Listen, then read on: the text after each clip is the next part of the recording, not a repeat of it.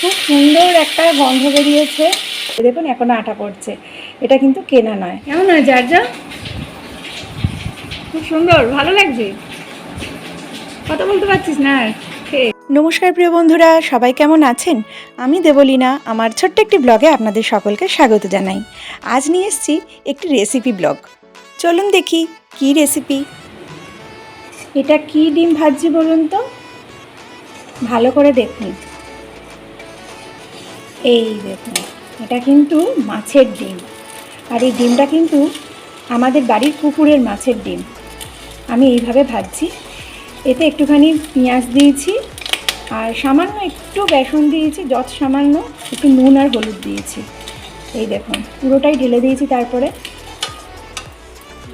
এই মাছগুলো ধরে নিয়ে এসেছিল, যে পোনা মাছ আছে, মৃগেল আছে না এখানে, আর এটা হচ্ছে ল্যালেন্টিকা। খেতে কিন্তু খুব সুস্বাদু এই মাছের ডিম। করতে যাই আর এক, আর হয়ে যায় আর এক। আসলে অনেক বছরের তেঁতুল আছে আমাদের বাড়িতে, আর সেই তেঁতুল দিয়েই টক করা হয়।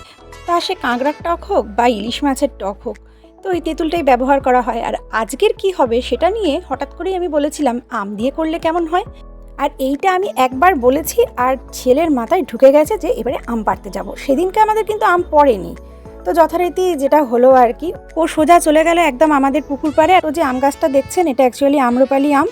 এই গাছটা থেকে টুক করে একটা আম পেড়ে নিয়ে চলে এলো, আর সেটা দিয়ে হয়ে গেল একটা দারুণ রেসিপি। দেখুন এখনও আঠা পড়ছে। টুক করে গিয়ে তুলে নিয়ে আসলো আমার ছেলে, যে আম পাড়ছে, একটু ওই আর কি ভিডিও করতাম, কিন্তু সেটা আর সুযোগ হলো না। ও আমাকে সারপ্রাইজ দিল। দেখুন এখনও আঠা পড়ছে, এটা কিন্তু কেনা নয়। সুন্দরভাবে ধুয়ে নিলাম, একদম পরিষ্কার হয়ে গেছে। মিক্সারের মধ্যে নিয়ে নিয়েছি আমটাকে, ছোট ছোট করে একদম কুচি করে কেটে নিয়েছি। দেখুন এই আম কুচিটার মধ্যে আমি একটু নুন দিয়েছি, একটু গোলমরিচ দিয়েছি, একটু চাট মশলা দিয়েছি, আর কাশ্মীরি গুঁড়ো লঙ্কা দিয়ে দিয়েছি। দিয়ে এটার একটা সুন্দর করে পেস্ট তৈরি করে নেব। সামান্য একটু জলও দিলাম। এই দেখুন সুন্দরভাবে একটা পেস্ট তৈরি হয়ে গেছে। আর এর মধ্যে কিন্তু একটু ছোট্ট ছোট্ট আমের কুচি দেখা যাচ্ছে। এটা থাক, এটা থাকলে মনে হয় আরও বেশি খেতে ভালো লাগবে। এই দেখুন এরকম হয়েছে। মাছের ডিমগুলো তুলে নিয়েছি, নিয়ে সেই কড়াতেই একটু সর্ষের তেল দিয়ে দেবো। সর্ষের তেলটা দিয়ে কালো সর্ষে আর শুকনো লঙ্কা নিয়েছি একটা, সেটাও দিয়ে দিচ্ছি। তেল গরম হয়ে গেছে। এই শুকনো লঙ্কা আর কালো সর্ষেটা আমি প্রথমেই দিয়ে দেবো ফোড়ন হিসাবে।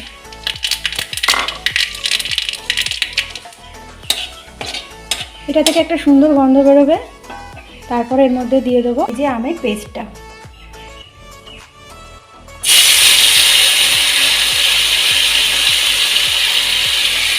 গ্যাস একদম কমানো আছে। খুব সুন্দর একটা গন্ধ বেরিয়েছে। এটা একটু নাড়াচাড়া করে নেব। তারপরে এর মধ্যে দিয়ে দেবো সামান্য হলুদ দিয়ে দিয়েছি।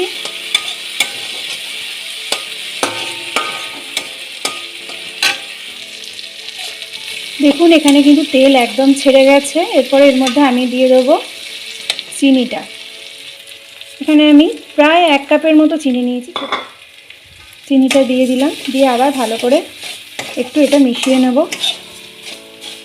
আর আমের পেস্ট করার সময় ওতে একটু নুন দেওয়াই ছিল, তবুও এর মধ্যে আর একটু ব্যালেন্স করার জন্য নুন দিতে হবে। সুন্দর মিশে গেছে। তো এরপর এর মধ্যে আমি ভেজে রাখা মাছের ডিমগুলো এর মধ্যে দিয়ে দিলাম, দিয়ে হালকাভাবে জাস্ট একটু নেড়ে নেব।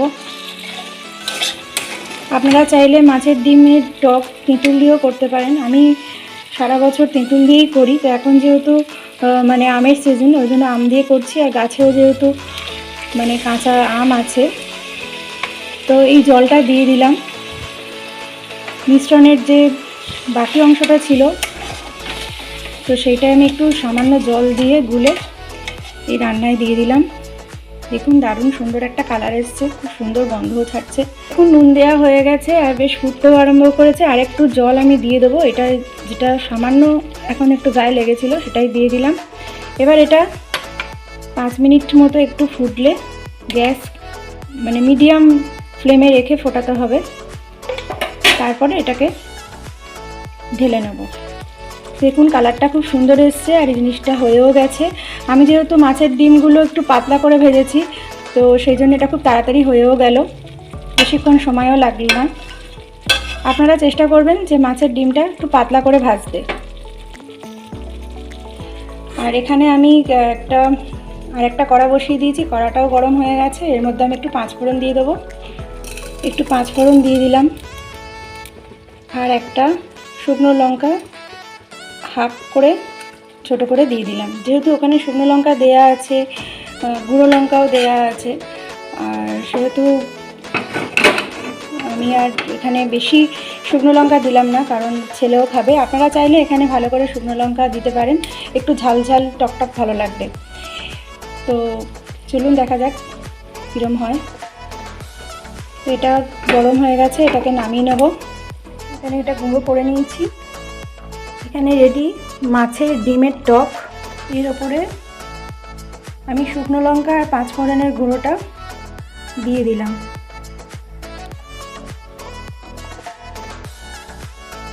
আপনারা চাইলে এটাকে স্কিপ করতেও পারেন, বাট আমি দিলাম আরও স্বাদটাকে ভালো করার জন্য। তো একদম রেডি হয়ে গেল খুবই সুস্বাদু মাছের ডিমের টক আম দিয়ে। কেমন হয় জারজা? খুব সুন্দর, ভালো লাগছে। কথা বলতে পারছিস না আর খেয়ে? তাহলে কি আম দিয়ে ডিমের টক হবে না তেঁতুল দিয়ে? সারা বছর তো আম পাবো না বাবা। তেঁতুল দিয়েও করবে একবার। হ্যাঁ, তেঁতুল দিয়েই তো করি, এখন আম আছে বলে আম দিয়ে করছি। চলো খেয়ে নাও ভালো করে। তো কেমন লাগলো রেসিপিটা অবশ্যই করে জানাবেন। আর যদি এরকমভাবে করেন তাহলে আমার সাথে শেয়ার করবেন যে আপনাদের কেমন লাগলো খেতে। তো আজকে আসি, এই পর্যন্তই রইল। পরবর্তী আরেকটি ব্লগে আপনাদের সাথে দেখা হবে। টাটা।